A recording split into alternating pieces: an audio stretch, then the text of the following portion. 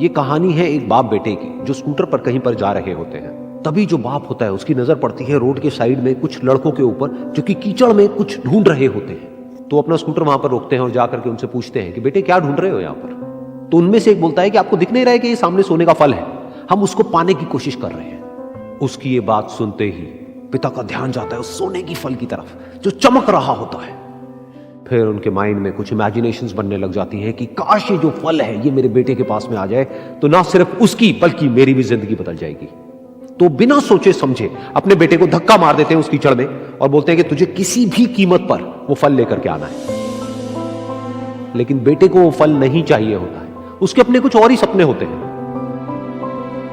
वो बहुत कोशिश करता है अपने पिता को ये समझाने की कि मेरी खुशी इस फल में नहीं है, मेरी खुशी कहीं और है, मेरे सपने कुछ और है।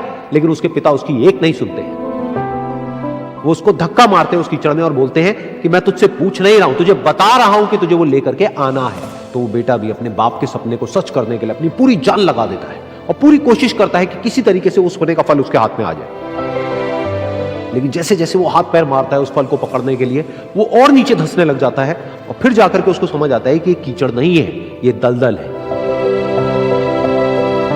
वो चीखता है, चिल्लाता है, अपने पिता को आवाज लगाता है, लेकिन उसके पिता उसकी एक नहीं सुनते। बोलते हैं कि बहाने मत बना, और भी लोग हैं वहां पर जो कर रहे हैं, तो जब वो कर सकते हैं तो तू क्यों नहीं कर सकता। तो एक बार वो फिर से कोशिश करता है और अपनी पूरी जान लगा देता है, लेकिन उसके बाद भी उसके हाथ में कुछ नहीं आता है और वो धीरे धीरे नीचे धंसता चला जाता है और मर जाता है। तब जाकर के उसके पिता को एहसास होता है कि उससे कितनी बड़ी गलती हो गई।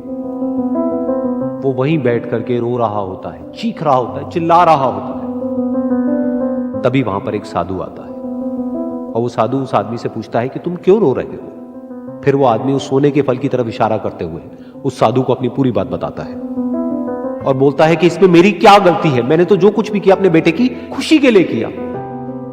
तो वो साधु उस फल को ध्यान से देखता है और उस आदमी को कहता है, जिस सोने के फल की वजह से तुमने अपने बेटे को गवा दिया, कम से कम एक बार ध्यान से उसकी तरफ देखा तो होता कि वहां पर कोई फल है भी या नहीं।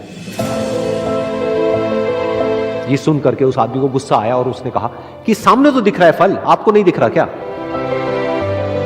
तब वो साधु उस कीचड़ के ऊपर एक पेड़ होता है जिसकी तरफ इशारा करते हैं और बोलते हैं कि वो जिसे तुम देख रहे हो वो उस फल की परछाई है, असली फल वहां पर उस पेड़ के ऊपर है।